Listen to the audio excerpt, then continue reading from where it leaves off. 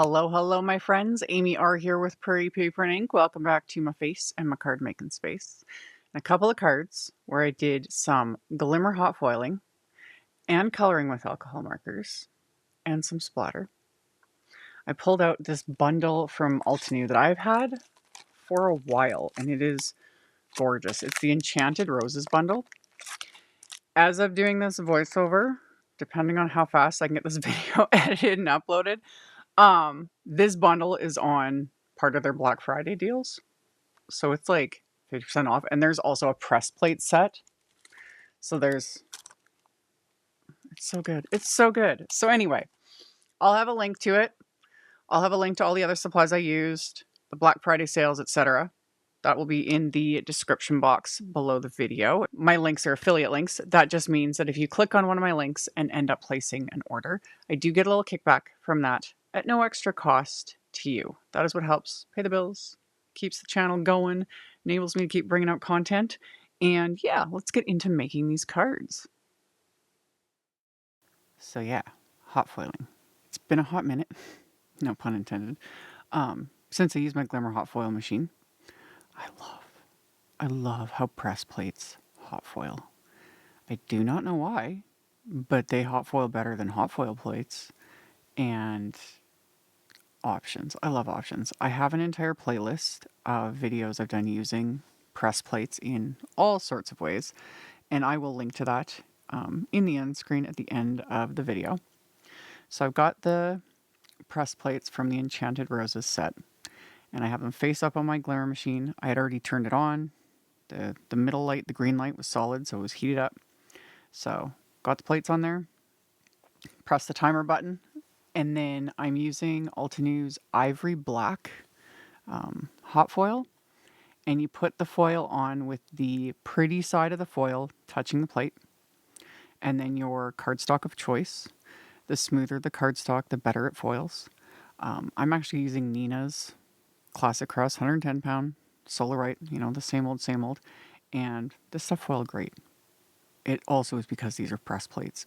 Like I said, they foil amazingly. So this part right here, I have not sped up in editing. I speed up a lot of my pre-recorded videos so that we're not all sitting here watching paint dry. But this is how slow I run my Glimmer machine through my die cut machine. This is a Spellbinders Platinum 6. They're made to go together. Glimmer does work with a lot of other die cut machines. It's listed on their site which ones are compatible. But yeah, I run it through really, really slowly because the die cut machine gives it the pressure, and look at it. It's so good.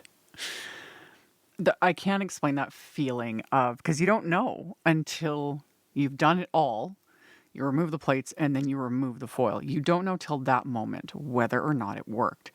And there is something so unbelievably satisfying of pulling that foil away, and it's just great, and you did a great job.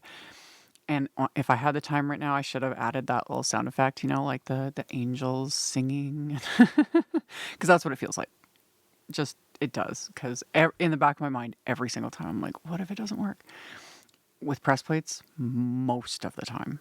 Every once in a while. Like, that sentiment there along the bottom, that didn't foil as well. That was more my fault, because I did, kind of run the plate back and forth. I don't recommend doing that. I couldn't help myself. Sometimes I can't help myself.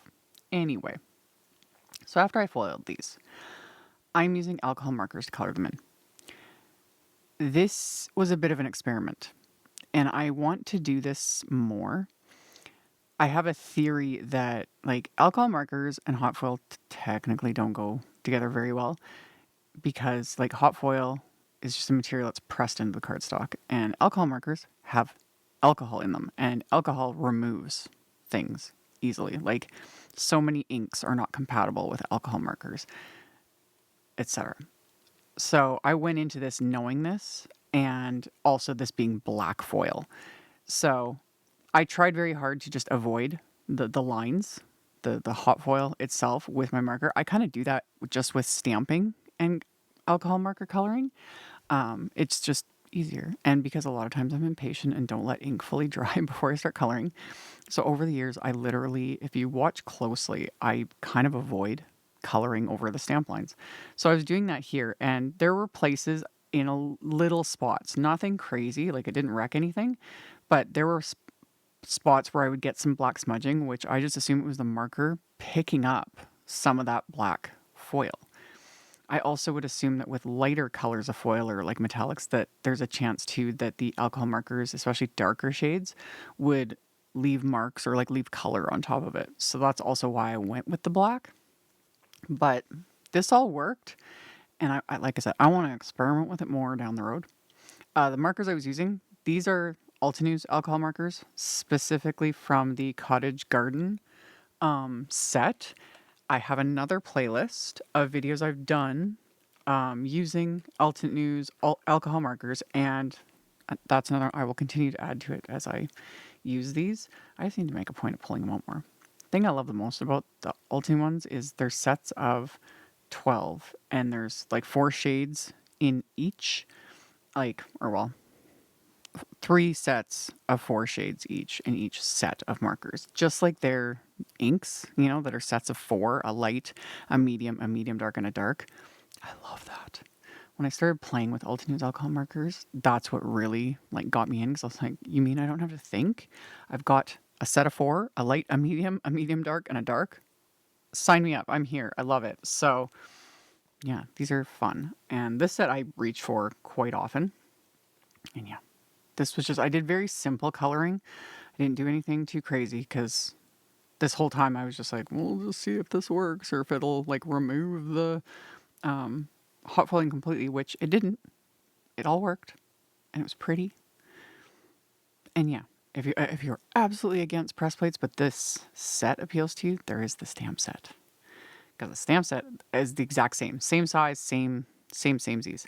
Me being the full set syndrome person that I am, plus my obsession with press plates, I needed the press plate set and the stamp set, and I'll use the stamp set as well. Anyway, I die cut the images with coordinating wire for die set, and then I took 2 different colors of Altenew's cardstock. This is Rouge, and then I also use Sunkissed, and I ran them through my die cut machine with the Crisscross Blooms embossing folder, just to add a little extra texture to the backgrounds.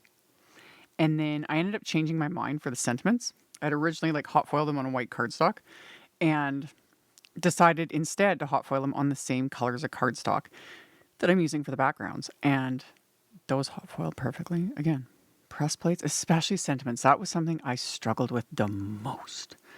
When I first was dipping my toes into the Glimmer hot foil and everything, I had a hard time getting sentiments to foil properly. Like, it was a struggle.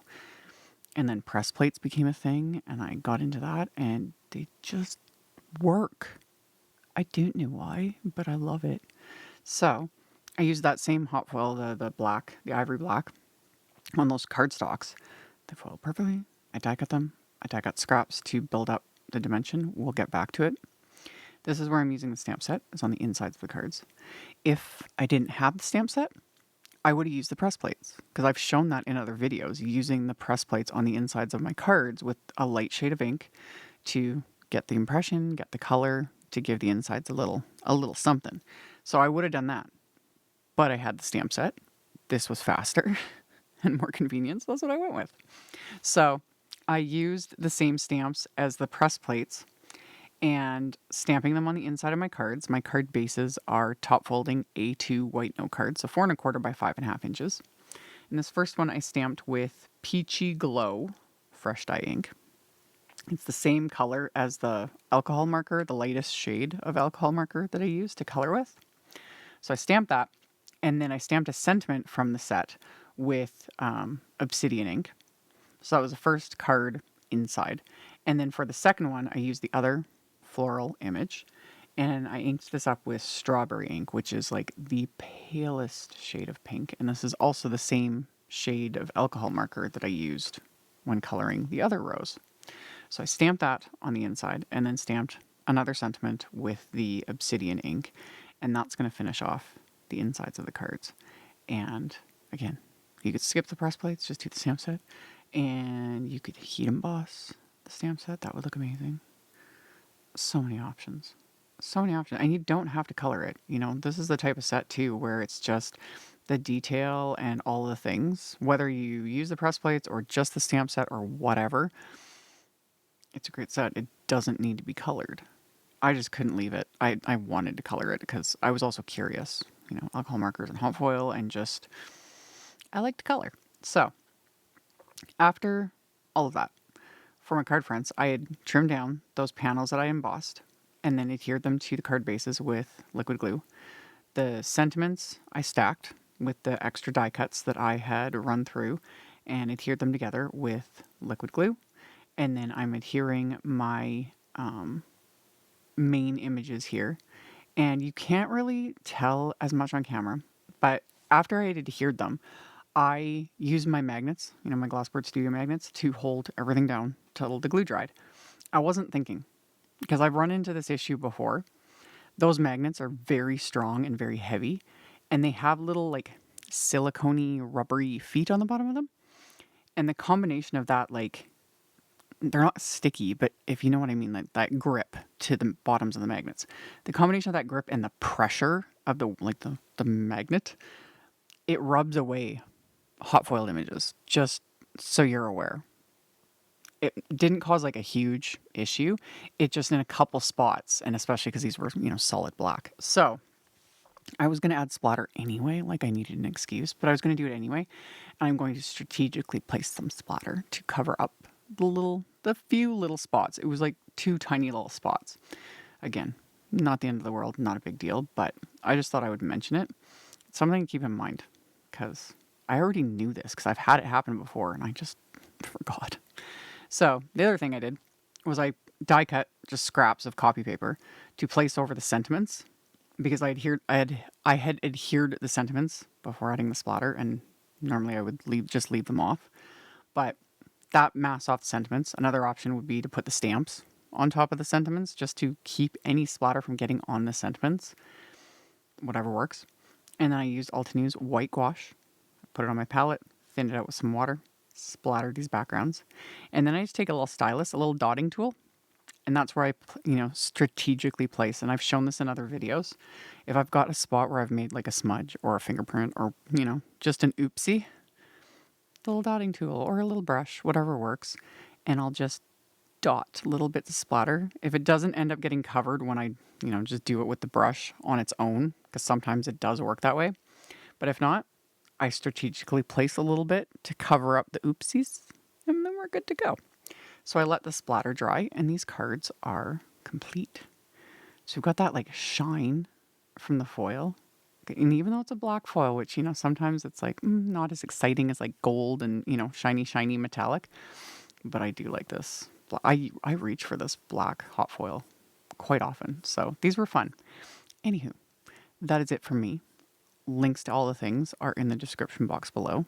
Thank you all so much for hanging out with me, thumbs upping, commenting. I appreciate it a ton, and I will see you all very soon in the next video. Bye.